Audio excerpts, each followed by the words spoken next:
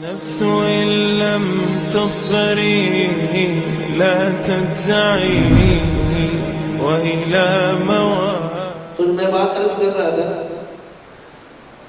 کہ اگر محض کارروائی پوری کرنے کے لیے، رسم پوری کرنے کے لیے، یا مدرسے میں ایک چیز چل رہی ہے بس اس کو ہم نے کرنا ہے، اگر اس نیت سے ہم پروگرام کریں اور آپ سب کسی نیت سے بیٹھیں کہ نہیں بیٹھنا ہے بس کیا کریں، تو آپ یقین کریں کہ پھر اس طرح مل بیٹھنے کا کوئی فائدہ نہیں ہوگا. ہم سب کو یہ چاہیے کہ ہم اس دن کا انتظار کریں. میں بھی اس دن کا انتظار کروں اور آپ بھی اس دن کا انتظار فرمائیں، اور اس میں اپنے دل کا جو پیالہ ہے اس کو ہم اللہ تعالیٰ کی طرف پھیلا کر رکھیں کہ اللہ رب العزت اس مجلس کی برکت سے ہمارے دلوں کو اپنے نور اور اپنی محبت سے بھر دے. اس نیت سے ہم نے اور آپ نے بیٹھنا ہے.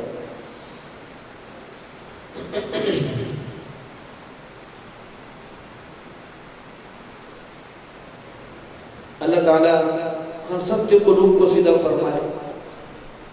اس طرح نماز میں بغیر قبلہ رخ ہوئے نماز نہیں ہوتی، ایسے ہی یہ جو اصلاحی سلسلہ ہے اس میں بھی جب تک دل کا قبلہ جو ہے اس کی صرف درست نہ ہو اس وقت تک کام نہیں بنتا. اور اس کے لیے آج کی مجلس میں جو بات عرض کرنی ہے وہ یہ ہے کہ ہم ایک جملہ میں عرض کر رہا ہوں، اس جملے کی حقیقت تو اللہ پاک نصیب فرما دیں تو بڑی ہی نصیبے کی بات ہے،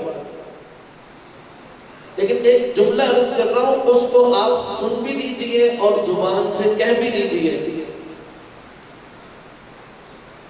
اور دل میں یہ دعا بھی کر لیجئے اللہ تعالیٰ سے کہ اللہ تعالیٰ ہمیں اس کی حقیقت نصیب فرما دے. وہ جملہ یہ ہے کہ اللہ تعالیٰ ہمارے محبوب ہو جائیں اور ہم اللہ تعالیٰ کو محبوب بنا دیں.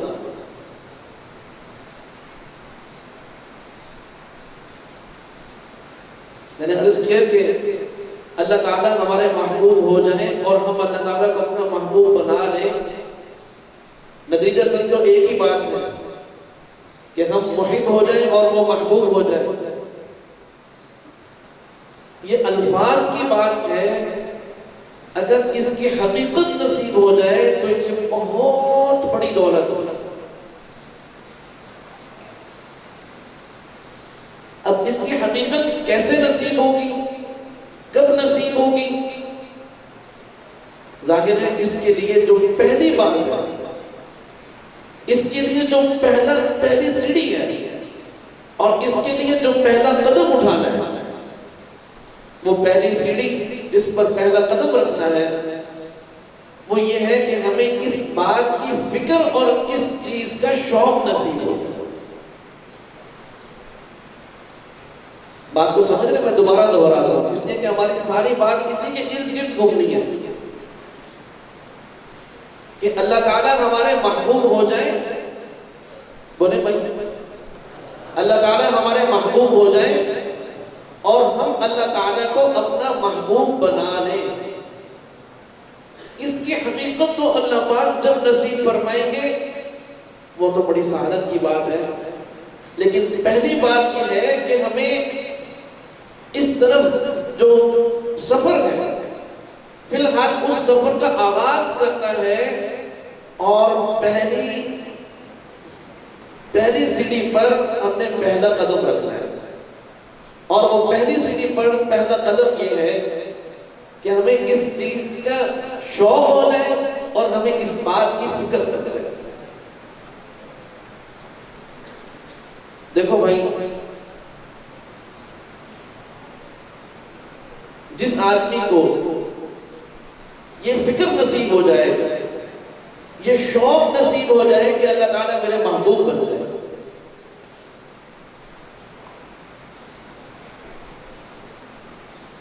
تو اس کو جو پہلا کام کرنا ہے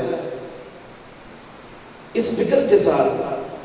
سب سے پہلی بات تو یہ کہ یہ فکر پیدا کرے، اس لیے کہ آج کل جو سب بنیادی مرض ہے وہ یہی ہے کہ اس بات کی فکر ہی نہیں کرتی کہ اللہ تعالیٰ میرے محبوب ہو جائے. لیکن اس جملے کو ہم نے سن لیا ہے، اب ہم آگے بڑھتے ہیں کہ اس فکر کے نصیب ہونے کے بعد ہم نے کیا کرنا ہے. میرے طالب علم ساتھیوں، اللہ تعالیٰ کا ہم پر بہت بڑا فضل و کرم اور احسان ہے کہ اس نے ہمیں وہ تعلیمات ارشاد فرمائی ہیں کہ ان تعلیمات پر عمل کرنے سے انسان اللہ تعالیٰ کو اپنا محبوب بنا دیتا ہے.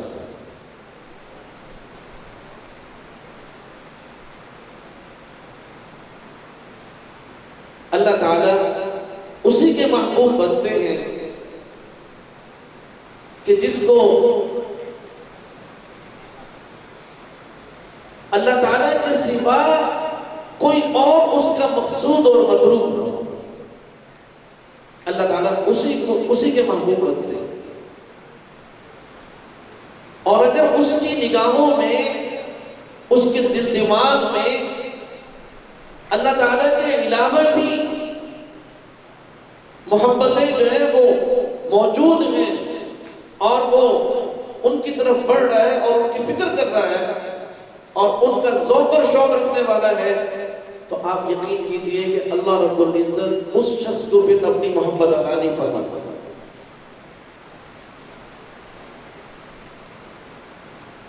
دیکھیں دنیا میں ہم دنیاوی دوستی کو دیکھیں کہ اگر ایک آدمی، اگر دو ساتھی آپس میں محبت کرتے ہیں تو اب وہ یہ پسند نہیں کرتے کہ یہ ہمارے علاوہ میں کسی سے محبت کرے، اس بات کو پسند نہیں کرتے، بلکہ وہ یہی چاہتے ہیں کہ ان کی محبت خالصتاً ہمارے لیے ہو، کسی اور کے ساتھ ان کی محبت نہ ہو. ان کی ایک غیرت ہے، محبت کی غیرت ہے، وہ اس بات کو گوارا نہیں کرتی کہ یہ کسی اور سے بھی محبت کرے. تو اللہ رب العزت اس بات کو کیسے پسند کر سکتے ہیں کہ انسان اللہ کے علاوہ بھی کسی اور سے محبت کرے. اس لیے جس آدمی کو یہ فکر ہے کہ اللہ میرے محبوب بن جائے، جس آدمی کو یہ شوق ہے، تو اس کو یہ کام کرنا ہے کہ اس کے دل میں اللہ ہی اس کے محبوب ہوں، اللہ ہی اس کے مقصود ہوں اور اللہ ہی اس کے مطلوب ہوں. یہ بات اس کو اپنے اندر پیدا کرنا ہے. اور اللہ کی ذات یقیناً وہی ذات، صرف اور صرف وہی ذات اس لائق ہے کہ انسان ہر طرف سے اپنا رخ پھیر کر اس کو اپنا محبوب بنا لے. اس کے علاوہ کوئی ذات ایسی نہیں ہے. اللہ ہی کی ذات ایسی ہے کہ انسان ہر طرف سے اپنا رخ پھیر کر، ہر طرف سے اپنا تعلق منقطع کر کے وہ صرف اور صرف اللہ ہی کو اپنا محبوب بنا لے، اللہ ہی کو اپنا مطلوب بنا لے، اللہ ہی کو اپنا مقصود بنا لے.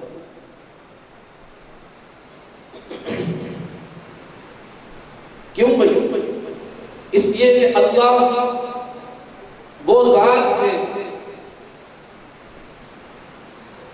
کہ جس نے ہمیں یہ جسم اور روح کا مرکب اور اس کے مجموعے کو آپس میں جوڑ کر ہمیں زندگی بخشی ہے. وہی ذات ہے. آپ یقین کیجئے اگر وہ زندگی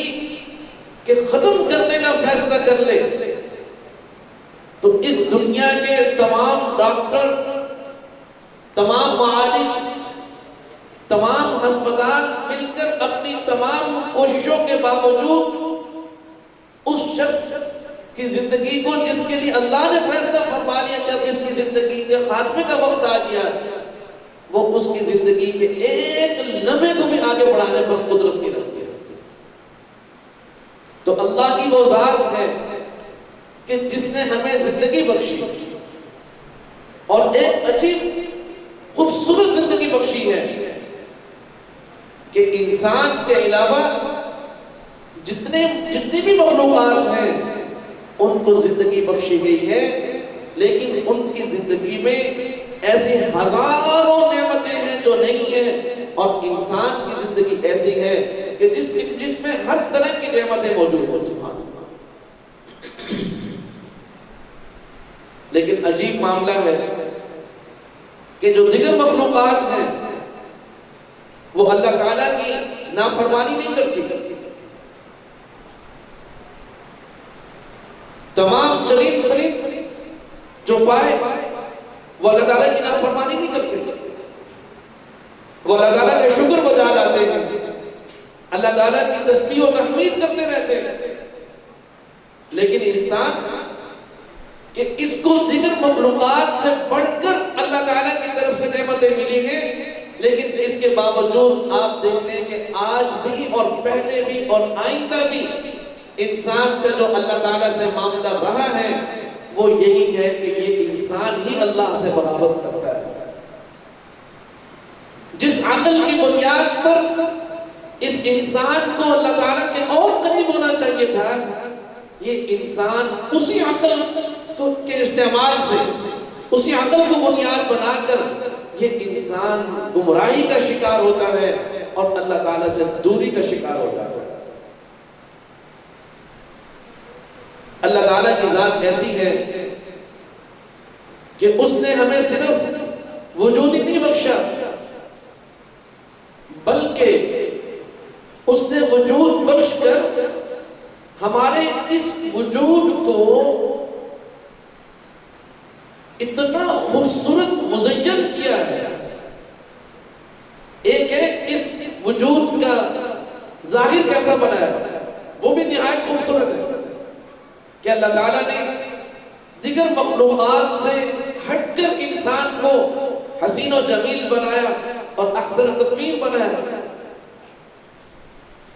لیکن اس کے علاوہ میں بات کرنا چاہتا ہوں کہ اللہ رب العزت نے انسان کو اس دنیا میں وجود بخش کر جہاں اس کے اس ظاہری جسم کی بقا کا انتظام فرمایا ہے کہ اس کے لیے اللہ رب العزت نے آسمان، زمین اور پھر ان آسمان و زمین کے ساتھ بہت ساری چیزوں کو جوڑ کر سورج، چاند، پانی، ہوا، گرمی، سردی، موسموں کا بدلنا، ہر قسم کے موسم کا مہیا کرنا، جہاں اللہ رب العزت نے اس جسم کی بقا کے لیے تمام انتظامات فرمائے، وہیں سبحان اللہ اللہ تعالیٰ نے انسان کے جسم کے اندر بھی ایسی نعمتیں پیدا فرما دی ہیں کہ انسان کو اللہ تعالیٰ نے جس طرح ظاہری لحاظ سے خوبصورت بنایا ہے، اللہ تعالیٰ نے اس کو باطنی لحاظ سے بھی نہایت خوبصورت بنایا۔ چنانچہ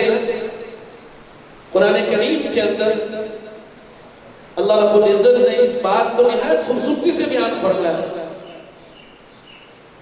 وَاللَّهُ أَخْرَجَكُم مِّن بُطُونِ أُمَّهَاتِكُمْ لَا تَعْلَمُونَ شَيْئًا وَجَعَلَ لَكُمُ السَّمْعَ وَالْأَبْصَارَ وَالْأَفْئِدَةَ لَعَلَّكُمْ تَشْكُرُونَ کہ اللہ کی وہ ذات ہے کہ جس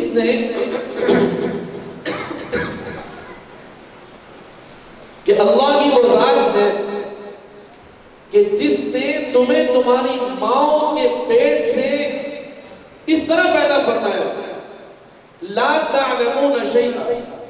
اب اس میں پہلی نعمت جو بیان فرمائی وہ یہ کہ تمہیں اس دنیا میں ماؤں کے پیٹ کے راستے اللہ تعالیٰ نے جو اس دنیا میں تمہیں زندگی بخشی ہے، یہ زندگی بخشنے والی ذات اللہ کی ہے۔ اگر وہ نہ چاہتے تو نہ وہاں ہمارا وجود بنتا اور نہ ہمارا وجود یہاں ظاہر ہوتا۔ یہ اللہ ہی نے فضل فرمایا، اور پھر فرمایا کہ تم اس حال میں اس دنیا کے اندر آئے کہ لا تعلمون شیئا، کہ تم کچھ بھی نہیں جانتے تھے، تم جاہل مطلق تھے۔ اللہ رب العزت نے اس انسان کو ایسی نعمتیں عطا فرمائی ہیں جن کا ذکر فرمایا یہاں پر کہ وَجَعَلَ لَكُمُ السَّمْعَ وَالْأَبْصَارَ، کہ وہی ذات ہے کہ جس نے تمہیں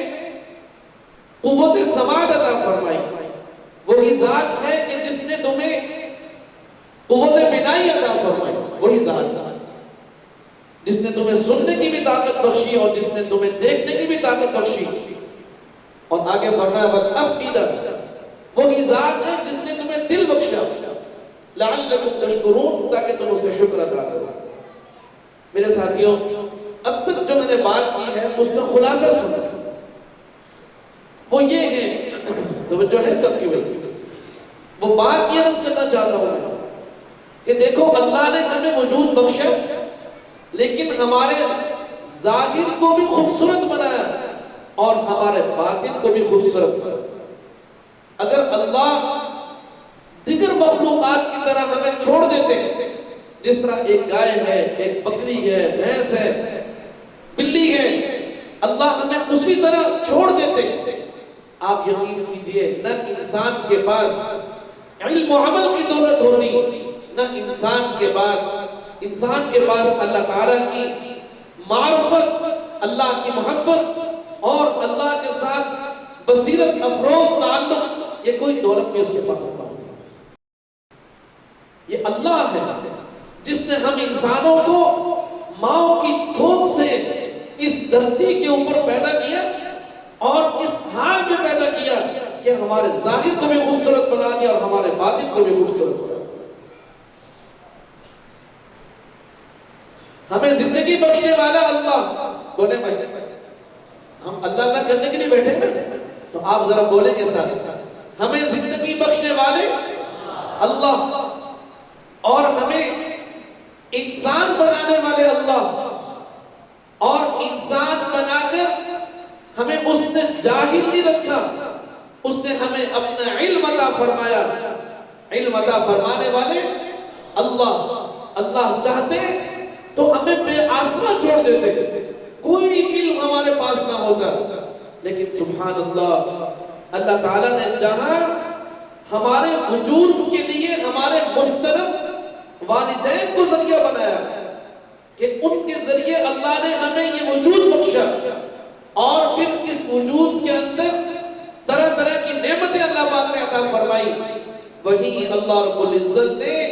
ہمارے باطن کو خوبصورت بنانے کے لیے اللہ رب العزت نے انبیاء علیہ السلام کا ایک خوبصورت سلسلہ جاری فرما کر انسان کے باطن کو بھی حسین و جمیل بنا دیا۔ فرمایا کہ تم اس حال میں آئے تھے، ماں کے پیٹ سے جب انسان آتا ہے تو وہ کان ساتھ دے کر آتا ہے، توجہ سے سنیے گا، کوئی بچہ الا ماشاءاللہ معذورین کی استثناء کے ساتھ بات کر رہا ہوں، دنیا میں 99% بچے اس حال میں آتے ہیں کہ وہ سن سکتے ہیں، وہ دیکھ سکتے ہیں، وہ بول سکتے ہیں، وہ محسوس کر سکتے ہیں، وہ چھو سکتے ہیں، وہ رو کر اپنی تکلیف کا اظہار کر سکتے ہیں، وہ کوئی چیز مانگنی ہو رو کر مانگ سکتے ہیں۔ یہاں جو فرمایا وَجَعَلَ لَكُمُ السَّمْعَ وَالْأَبْصَارَ وَالْأَفْئِدَةَ، تین چیزوں کا ذکر فرمایا، یہ دراصل روحانی طور پر بیان فرمایا کہ اللہ نے پھر انسان کو اس قابل بنا دیا کہ یہ سننے دیکھنے والا اور دل کے اندر اللہ کی معرفت اور اللہ کی محبت لینے والا بن گیا۔ یہ بات بیان فرمایا، وَاللَّهُ أَخْرَجَكُم مِّن بُطُونِ أُمَّهَاتِكُمْ لَا تَعْلَمُونَ شَيْئًا، تم کچھ نہیں جانتے جانتے تھے. اب جو تم نے جانا، یہ نہیں کہا کہ تم کچھ سنتے نہیں تھے، یہ نہیں فرمایا کہ تم کچھ دیکھتے نہیں تھے، یہ نہیں کہا کہ تم کسی کی محبت کرنے کا مادہ نہیں رکھتے تھے. نہیں، بچہ پیدا ہوتا ہے، باپ سے محبت کرنے کا مادہ اس کی طبیعت میں، اس کی فطرت میں رکھ دیا جاتا ہے. بچہ پیدا ہوتا ہے اور وہ محسوس کرتا ہے کہ یہ میری والدہ ہے. اس کو پتہ چلتا ہے، پتہ لگنے لگتا ہے کہ یہ میرے بہن بھائی ہیں. جب اسی بچے کے گھر میں کوئی مہمان آ جائے تو وہ بچہ اپنے بہن بھائیوں کی گود سے بھی اس مہمان کی طرف نہیں بڑھتا اور ان سے وحشت کھاتا ہے. اس سے یہ بات معلوم ہو گئی کہ یہاں لوگوں کی محبت کا ذکر نہیں ہے، بلکہ یہاں پر جس چیز کو ذکر فرمایا گیا وہ یہ کہ اللہ نے جیسے انسان کو ماں کی کھوج سے وجود بخش کر اللہ تعالیٰ نے اس انسان کے ظاہر کو اتنا خوبصورت بنایا کہ یہ دو ٹانگوں پر سیدھا کھڑا ہو کر چلنے والا، دوڑنے اور بھاگنے والا بنا. رزق کی طرف جھکنے کے بجائے اللہ نے اس کے ہاتھوں کو ایسا بنایا کہ رزق کو اٹھا کر اس کے منہ کی طرف کھینچا ہے اور یہ خوبصورتی کے ساتھ کھاتا ہے، صفائی ستھرائی کے ساتھ کھاتا ہے. ایسے ہی اللہ تعالیٰ نے اس کے باطن کو بھی خوبصورت بنایا کہ اس کے باطن کو اللہ نے اپنی بات سننے کے قابل بنایا. آپ گائے کو قرآن سنائیں وہ نہیں سنے گی، نہیں سمجھے گی. آپ بلی کو سنائیں وہ نہیں سنے گی، نہیں سمجھے گی. لیکن فرمایا انسان کو ہم نے ایسا بنایا وَجَعَلَ لَكُمُ السَّمْعَ وَالْأَبْصَارَ کہ یہ انسان اپنے کانوں سے قرآن کو سن سکتا ہے اور یہ اپنی آنکھوں سے قرآن کو دیکھ سکتا ہے. یہ اللہ کی بات کو سن سکتا ہے اور یہ اللہ والوں کو دیکھ سکتا ہے. صحابہ اکرام رسول اللہ صلی اللہ علیہ وسلم کو دیکھنے والے تھے، ان کی بات کو سننے والے تھے، اور اس آنکھ اور اس کان کے ذریعے سے انہوں نے اپنے دلوں کو بھی زندہ کیا. انہوں نے اپنے دلوں کو بھی زندہ کیا. تو میرے دوستو، میں نے عرض کیا، یہ بات عرض کر رہا ہوں، میں بات پھر اسی طرف لے کے چلتا ہوں کہ اللہ ہمارے خالق ہیں، اللہ ہمارے مالک ہیں، وہ ہمارے رازق ہیں، وہ ہمارے رب ہیں، وہ رب رحمان ہیں، وہ رب رحیم ہیں، وہ رب مہربان ہیں، اور وہ تمام کے تمام علوم کا مالک وہ ہے، علوم عطا کرنے والا وہ ہے. وہی ذات اس لائق ہے کہ تمام لوگوں سے، تمام چیزوں سے انسان اپنا رخ پھیر کر اللہ کو اپنا محبوب بنا. وہی ذات اس لائق ہے. کیوں؟ پھر وہی بات دہراتا ہوں جو کافی دیر تک عرض کرتا رہا کہ اللہ نے انسان کے ظاہر کو بھی خوبصورت بنایا اور اللہ نے انسان کے باطن کو بھی خوبصورت بنایا. اب میرے بھائیوں، آج اس بات کو سننے کے بعد آپ اللہ کا شکر ادا کریں. توجہ ہے؟ کیا ادا کرنا بھائی؟ اونچا بولتا، میں ایسے آگے نہیں بڑھوں گا. اللہ کا شکر ادا کریں. آج آپ انٹرنیٹ کا دور ہے، دیکھ لیں یورپ کے اندر باقاعدہ لائسنس جاری ہو رہا ہے، باقاعدہ لائسنس جاری ہو رہا ہے کہ اگر آپ کو اس بات پر اعتراض ہے کہ آپ انسان کیوں پیدا ہوئے، تو آپ باقاعدہ عدالت میں جا کر اپنے آپ کو کسی اور مخلوق کے نام پر آپ اپنے آپ کو رجسٹر کروا سکتے ہیں. یہ میں نے بھی ایسی کچی پکی باتیں نہیں کی آپ سے. باقاعدہ آپ چلے جائیں یورپ کے اندر، اس وقت باقاعدہ عدالت سے لائسنس جاری ہو رہے ہیں کہ آج کے بعد آپ کے شناختی کارڈ پر انسان نہیں لکھا جائے گا بلکہ کتا لکھا جائے گا. اور یورپ کے اندر فیکٹریاں لگ رہی ہیں کہ ان فیکٹریوں کے اندر کتے کی دمیں تیار ہو رہی ہیں اور کتے کی شکل تیار ہو رہی ہے. وہ انسان ہے جس کو اللہ نے وجود بخشا تھا، لیکن وہ معترض ہے کہ اللہ نے مجھے کتا کیوں نہیں بنایا، انسان کیوں بنایا. تو معترض، اور آپ کے اس 2024 میں اب تک کا جتنے 3-4 مہینے گزرے ہیں، یورپ کی تاریخ میں سب سے زیادہ کتے کی دمیں فروخت ہوئی کہ وہ لوگ کسی بازار میں جاتے ہیں، شادی میں جاتے ہیں، کہیں جاتے ہیں، سکول کالج میں جاتے ہیں، حتیٰ کہ یونیورسٹیوں کے اندر باقاعدہ نصاب متعین ہو گئے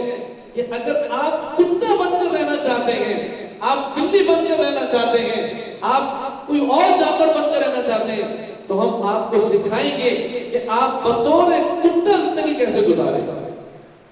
آپ بطور ایک حیوان کیسے زندگی گزاریں۔ میں نے جو اتنی دیر آپ سے بات کی ہے، میں نے ایسے نہیں کی۔ جب انسان اپنا رشتہ اللہ سے توڑ لیتا ہے، اللہ اس کی عقل کو معاف کر کے اس کی عقلوں پر پردہ ڈال دیتا ہے۔ اللہ تعالیٰ نے فرمایا تھا کہ ہم ان کی شکلیں بدل دیں گے، لیکن ہم نے تو اس سے اگلا منظر دیکھ لیا کہ اللہ نے تو ابھی کوئی انتقام نہیں لیا۔ اللہ کے انتقام کا جہان اور ہے، ابھی ان کی شکلیں اللہ نے نہیں بدلی، انہوں نے خود اپنی شکلیں بدلی۔ اس لیے میرے دوستوں، میرے طالب علم ساتھیوں، میں نے یہ بات عرض کی بڑے درد دل کے ساتھ کہ اللہ کو اپنا محبوب بنانا ہے، کہ جس اللہ نے ہمیں انسان بنایا، جس اللہ نے ہمارے ظاہر کو بھی حسین و جمیل بنایا، اور سبحان اللہ کہ آج ہم اللہ کا شکر ادا نہیں کر سکتے کہ اللہ نے ہمیں انسان بنانے کے ساتھ ساتھ اپنے ساتھ ہمارا تعلق بھی جوڑ کر رکھا، وگرنہ آج کی اس روئے زمین پر جہاں ایک طبقہ وہ ہے جن کو اپنے ظاہری انسان ہونے پر اعتراض ہے، وہیں دوسرا طبقہ وہ بھی ہے جو ظاہری طور پر اپنے آپ کو بطور انسان رجسٹر کروا رہا ہے، تصدیق کر رہا ہے، لیکن ساتھ ساتھ اس کو یہ اعتراض ہے کہ میں اللہ کو نہیں مانتا، میں کسی خالق کے وجود کو نہیں مانتا، میں کسی مالک کے وجود کو نہیں مانتا، میں کسی رب کے وجود کو نہیں مانتا، کوئی مجھ پر رحم کرنے والا نہیں ہے، کوئی مجھ پر مہربان نہیں ہے۔ لیکن میرے دوستو، اللہ کا ہم کیسے شکر ادا کریں کہ اللہ نے جہاں ہمیں اپنے ظاہری وجود پر اپنا شکر گزار بنایا، سبحان اللہ، الحمدللہ پڑھے بھائی صاحب، اللہ نے ہمیں اس ظاہری وجود پر اپنا شکر گزار بنایا، وہی اللہ نے ہمارے اس باطن کو بھی اپنے آپ سے دور نہیں فرمایا۔ اللہ نے ہمیں باطن کی اصلاح بڑی دور کی بات ہے، ابھی فی الحال یہ بنیادی سٹیج ہے، اس کو سمجھیں کہ اللہ نے ہمارے کانوں کو اس قابل بنایا کہ ہم اللہ کے دین کی بات سننے کے لیے سب جمع ہیں۔ سبحان اللہ تو کہتے ہیں، ہم کیوں جمع ہیں؟ بھائی بولنے والا میں ہوں، بولنے والا میں ہوں، لیکن میں یہاں آپ کو کوئی نعوذ باللہ گانا سنانے کے لیے جمع نہیں ہوا۔ اگر آپ کو پتہ چل جاتا کہ آج مدرسے میں کوئی گلوکار آ رہا ہے، وہ گانا سنائے گا، آپ گانا سنتے ہیں؟ آپ کبھی بھی نہ آتے ہیں، آپ اللہ کی بات سننے کے لیے آئے ہیں، اس پر اللہ کا شکر ادا کریں۔ اللہ نے آپ کے کانوں کو اس قابل بنایا کہ آپ اللہ کی بات سنیں، آپ کی قوت سماعت کو اللہ نے اپنی بات کے لیے، اپنے نام کے لیے قبول فرما لیا۔ سبحان اللہ۔ وَجَعَلَ لَكُمُ السَّمْعَ وَالْأَبْصَارَ، میں آپ کو دیکھا ہوں کہ آپ طالب علم اللہ والے ہیں، آپ کے ماں باپ نے آپ کے لیے قربانی دی، اور آپ نے اپنے گھر کی، اپنی آسائشوں کی، کتنا گرمی کا زمانہ ہے، ساری قربانیوں کے ساتھ مجھے پتہ ہے کہ آپ گھروں میں ہوتے تو آپ کو پراٹھے ملتے، اور یہاں ظاہر ہے کہ 4 بچوں کی ماں جو کھانا بنا سکتی ہے وہ 1000 بچوں کا باپ نہیں بنا سکتا۔ سمجھ آ گئی؟ تو بھائی اس قربانی کے ساتھ آپ یہاں بیٹھے ہیں، اللہ کا شکر ادا کریں، اللہ کا شکر ادا کریں کہ اللہ نے آپ کو یہاں بٹھایا، ہم آپ کو نگاہ محبت سے دیکھ رہے ہیں کہ یہ دین کے طلباء ہیں، آپ ہمیں نگاہ محبت سے دیکھ رہے ہیں کہ یہ ہمیں دین پڑھانے والے اساتذہ ہیں۔ سبحان اللہ۔ وَجَعَلَ لَكُمُ السَّمْعَ وَالْأَبْصَارَ، خدا کی قسم ایسے لوگ بھی ہیں جو کسی داڑھی والے کو دیکھتے ہیں تو ان کے دل میں نفرت کی آگ بھڑک اٹھتی ہے، لیکن جب ہم کسی داڑھی والے کو دیکھتے ہیں ہمارے دل میں محبت جوش مارتی ہے۔ کیوں؟ ہم کسی ٹوپی والے کو دیکھتے ہیں، کسی پگڑی والے کو دیکھتے ہیں، ہمارے دل میں اس کی عظمت بیٹھ جاتی ہے، ہمیں تعارف ہو جائے کہ یہ ہمارے فلاں مدرسے کے استاذ ہیں، یہ قرآن پڑھانے والے ہیں، یہ دین پڑھانے والے ہیں، ہم نے دیکھا نہیں ہے، محض تعارف سے بھی ہمارے دل میں ان کی محبت پیدا ہو رہی ہے۔ یہ کیوں ہو رہی ہے؟ وَجَعَلَ لَكُمُ السَّمْعَ وَالْأَبْصَارَ، اللہ نے ہمارے کانوں کو اس قابل بنایا، اللہ نے ہماری آنکھوں کو اس قابل بنا دیا کہ اس کی نسبت سے آنے والی چیزیں ہمیں اچھی لگنے لگی۔ میرے دوستو، اللہ کو اپنا محبوب بنانا ہے، اللہ کے سوا ہر ایک سے اپنی نظریں پھیر لو، اللہ کے محبوب جناب نبی کریم صلی اللہ علیہ وآلہ وسلم سے بھی ہماری محبت اسی وجہ سے ہے کہ انہوں نے ہمارا رشتہ اللہ سے جوڑا ہے۔ اللہ نے ان کو بھیجا کہ جاؤ میرے بندوں کا رشتہ مجھ سے کروا دو۔ میرے بندے کسی اور کو پوچھ رہے ہیں، ان کو پتہ ہی نہیں ہے کہ ان کا خالق میں ہوں، ان کو پتہ ہی نہیں ہے کہ ان سے محبت کرنے والا تو میں ہوں۔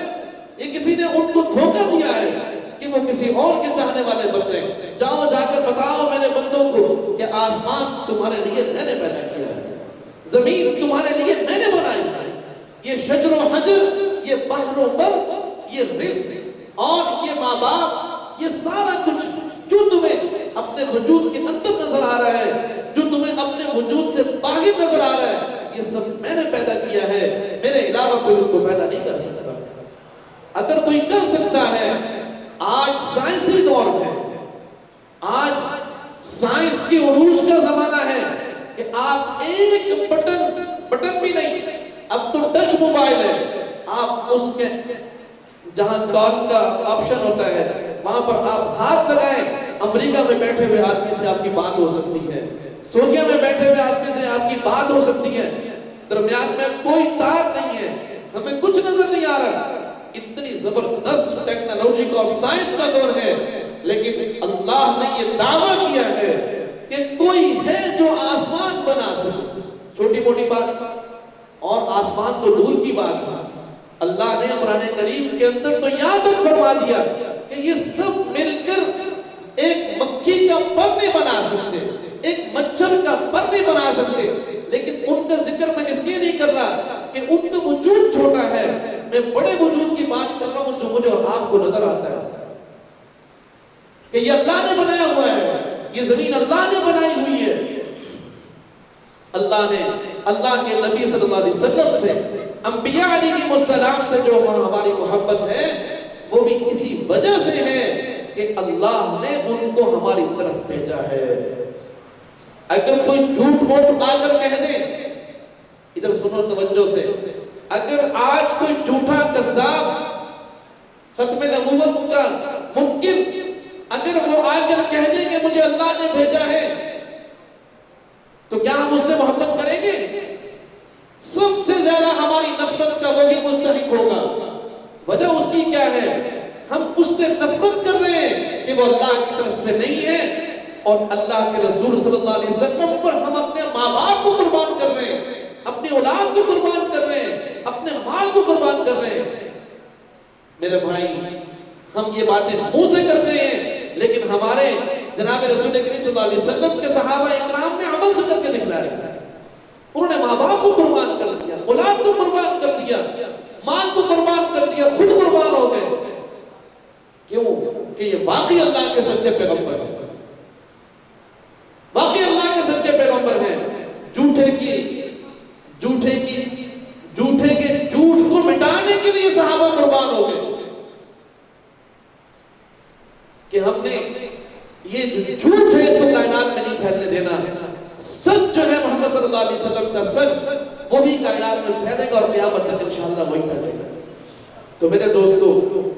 میں نے جو بات عرض کی کہ ہم کسی اور سے محبت کریں گے، توجہ ہے بھائی،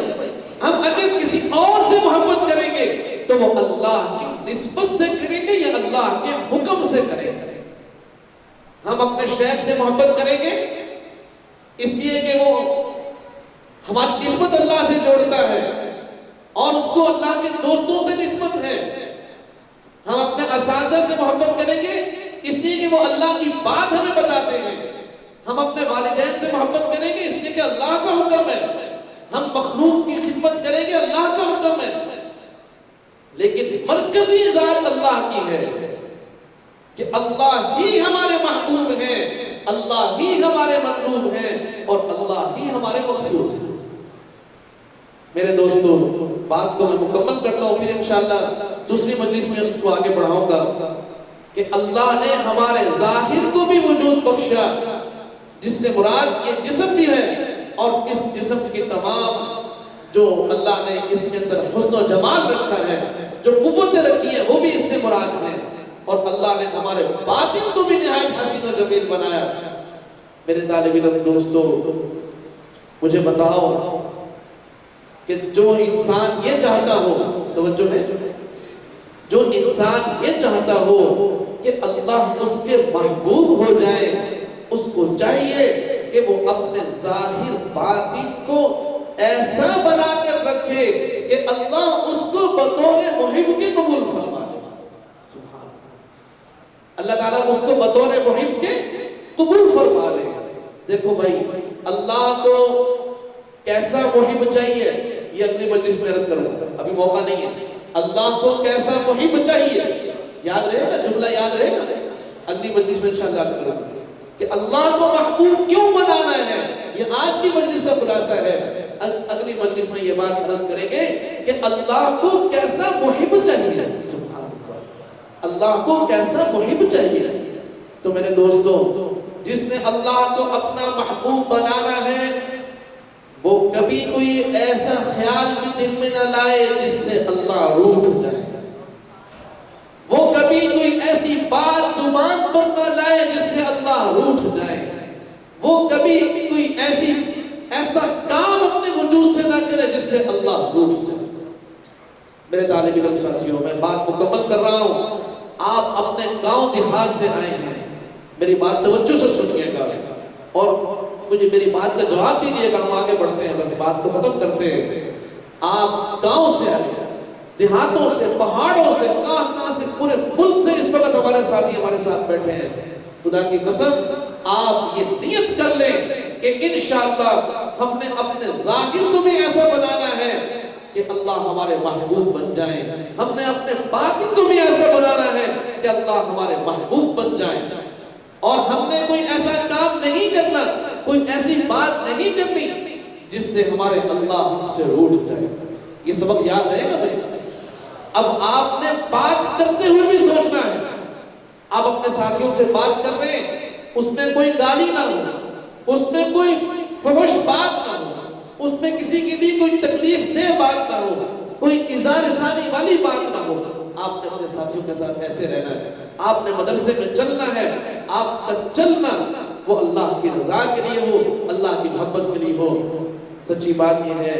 جو آدمی اس فکر کے ساتھ جیتا سوتا اٹھتا بیٹھتا ہے، اس کا چلنا پھرنا سونا کھانا پینا سب عبادت بن جاتا ہے۔ اللہ تعالیٰ ہم سب کو ان باتوں کو سمجھنے اور پر عمل کرنے کی توفیق عطا فرمائے۔ وآخر دعوانا الحمدللہ رب العالمین۔ وإن لم تظفري لا تجزعي وإلى موعد